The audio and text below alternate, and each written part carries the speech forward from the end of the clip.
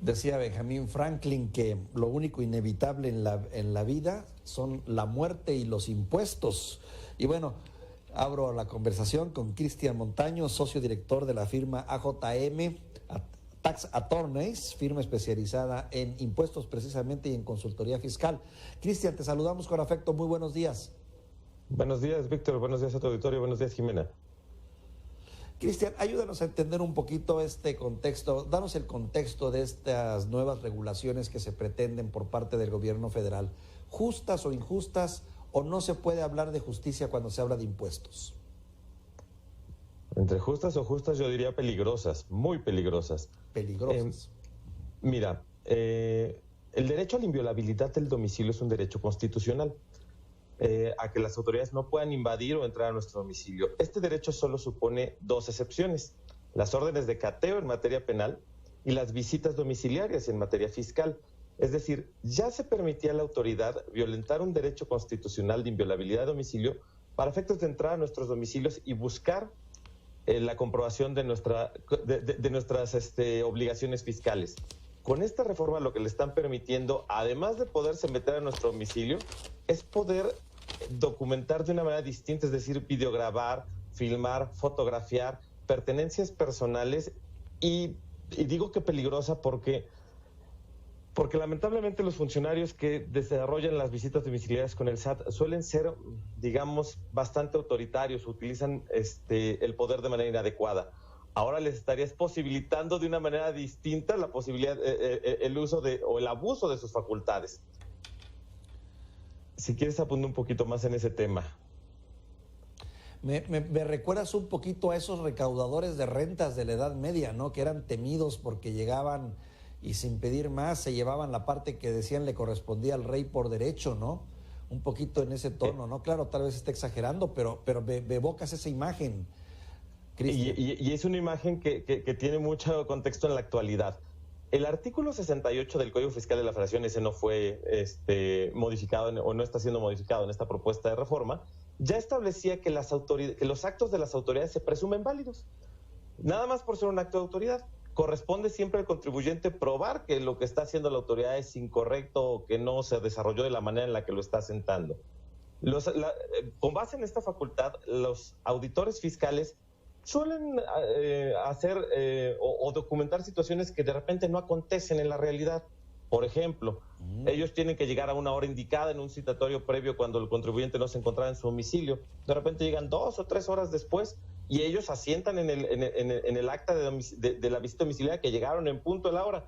Eso ya de entrada es una violación, pero el contribuyente no tiene la posibilidad de documentar en contrario. Ahora le vas a dar la facultad a la autoridad de poder videograbar, filmar o documentar de la manera en la que ella elija de manera discrecional que efectivamente la actuación se está dando como ella dijo. Entonces le estás dando un elemento adicional de contundencia a una actuación que de origen pudo haber estado viciada, sin que ese derecho se le estés dando al propio contribuyente, porque existe una ley federal de derechos del contribuyente en donde también se le podrían dar algunos elementos de defensa mejores al contribuyente, por ejemplo, que él pudiera hacer uso de este tipo de elementos tecnológicos para acreditar la veracidad de la actuación.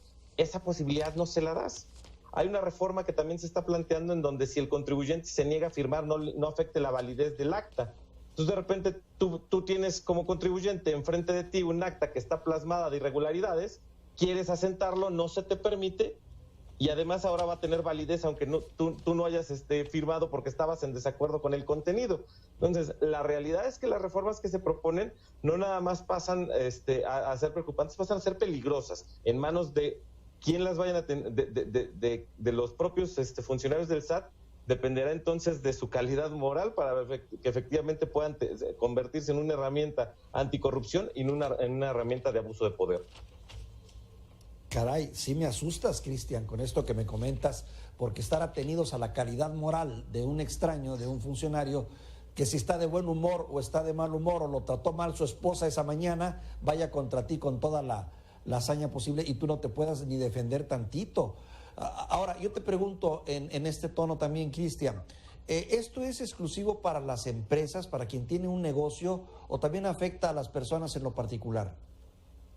Las facultades de comprobación de la autoridad se ejercen sobre cualquier contribuyente, ¿no? Independientemente de que sean personas físicas o morales. El domicilio que puedan tener las personas físicas o morales, de acuerdo al artículo 10 del Código Fiscal de la Federación, es donde se asiente la administración principal de su negocio. Pero como bien comentaba el colaborador que entrevistaron de manera anticipada, en muchas ocasiones el domicilio fiscal coincide con el domicilio personal, sobre todo cuando se trata de personas físicas con actividad empresarial o negocios pequeños. Entonces, esta facultad se estaría concediendo para ingresar al domicilio particular.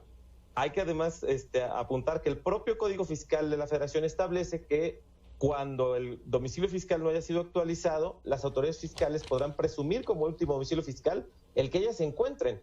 Por ejemplo, si le piden a la Comisión Nacional Bancaria de Valores un estado de cuenta del contribuyente y encuentran un domicilio y es el particular, sobre ese se van. Y eso ya está en la ley, eso ya está en el Código Fiscal. Entonces, esta posibilidad se abre tanto para personas morales como para personas físicas.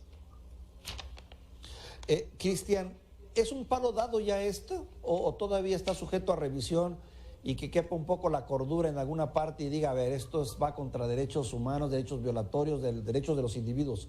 ¿O es un palo dado a tu juicio?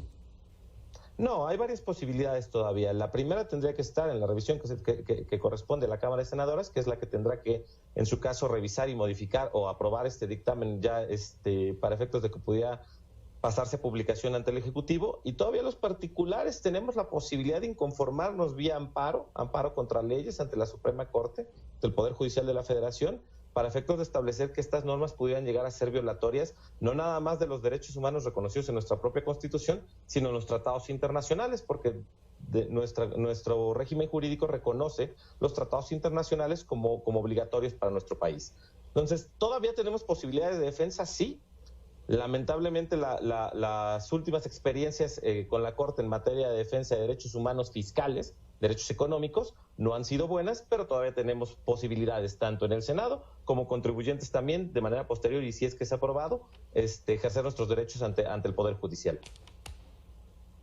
Me quedo con estas reflexiones tuyas, peligrosas, autoritarias, con mucha discrecionalidad para los funcionarios de Hacienda que podrán interpretar a su manera la aplicación de la ley, y en todo caso, pues bueno, tendríamos la única posibilidad de protegernos o ampararnos en caso de que esto se declare ya una ley formal. ¿Algo que quieras agregar que te preocupe, además de lo que ya nos preocupa en este momento, Cristian?